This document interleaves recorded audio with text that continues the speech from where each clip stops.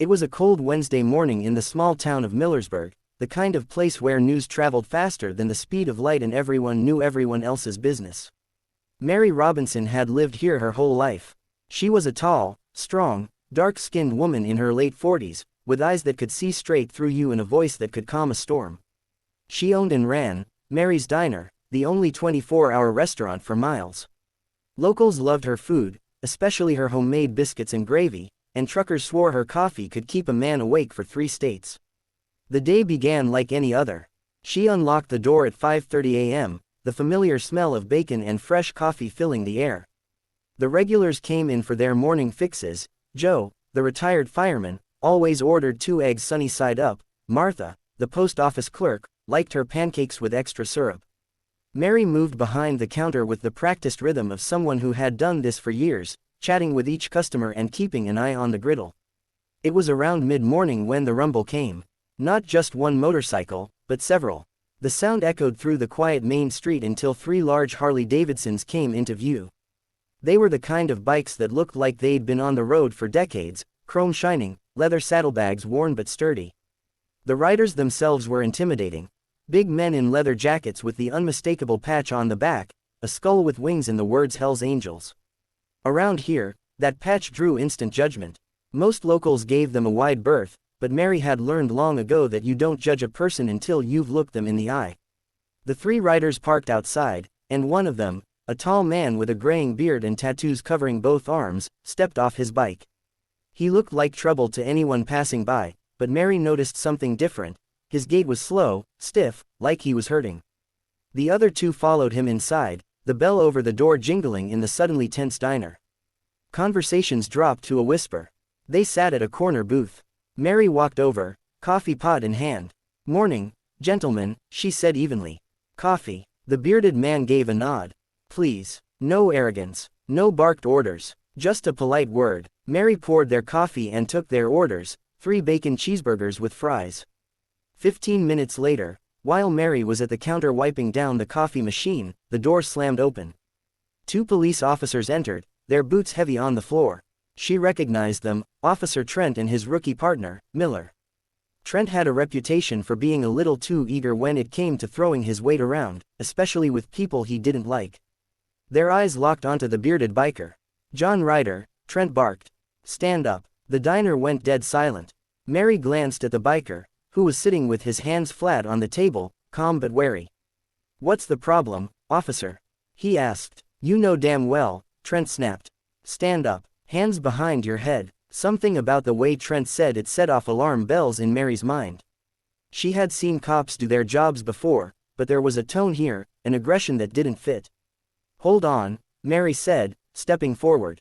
"What's going on?" "This man is wanted for questioning," Trent shot back. "Stay out of it." Mary looked at Ryder. "You running from something?" He shook his head slowly. "No, ma'am, I was in this town 2 hours ago, eating breakfast in Clarksville." "Guess that's a crime now." The rookie officer looked uncertain, glancing between Ryder and his partner. Trent moved in, hand already going for his cuffs. Mary stepped between them before she even realized what she was doing. "Officer, if you've got a warrant, fine, but you don't walk into my diner and drag a man out without telling him what he's accused of.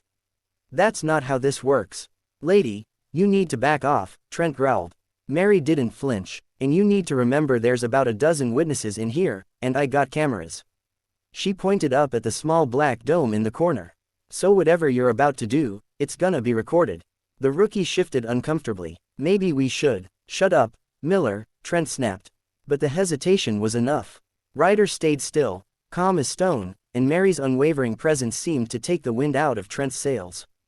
After a tense pause, he muttered something under his breath, told Ryder they'd talk later, and stormed out with his partner trailing behind. The door slammed, and the sound of their cruiser faded away. Mary turned back to Ryder. "Eat your burger before it gets cold." A slow smile spread across his weathered face. "Much obliged." They ate quietly, paid their bill, and left a generous tip. The 3 bikers left without another word. Mary didn't think much of it after that. In small towns, you learn to deal with moments like that and move on. But the next morning, she woke to the sound of engines, dozens of them.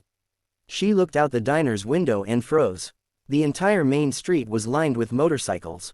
Men and women in leather jackets, bandanas, and boots were climbing off their bikes, filling the sidewalks. Her stomach tightened. This wasn't 3 bikers, this was close to 200. The air vibrated with the sound of idling engines. The bearded man from yesterday walked in first. "Morning, Miss Mary," he said, removing his sunglasses. "Hope we're not too early for breakfast." Mary looked past him at the swarm of bikers outside. "That depends. You bringing trouble to my door?" "Not unless you count hungry people as trouble," Ryder said with a grin.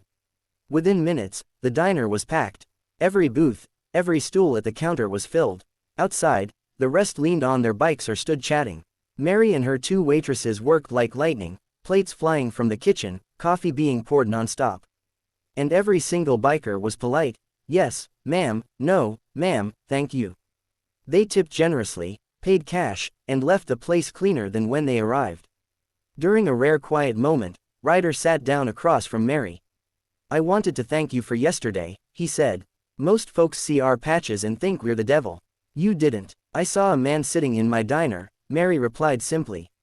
"Didn't need to know more than that." "Well, word got around. Brothers from 3 states heard what you did. Thought we'd stop in, pay our respects." "That's a lot of respect," Mary said, glancing at the crowd outside. Ryder chuckled. "We're not saints, Miss Mary. But we take care of our own. Yesterday, you were one of ours." They sat in comfortable silence for a moment. Then Ryder's tone grew serious. "You should know, Trent's got a chip on his shoulder about us.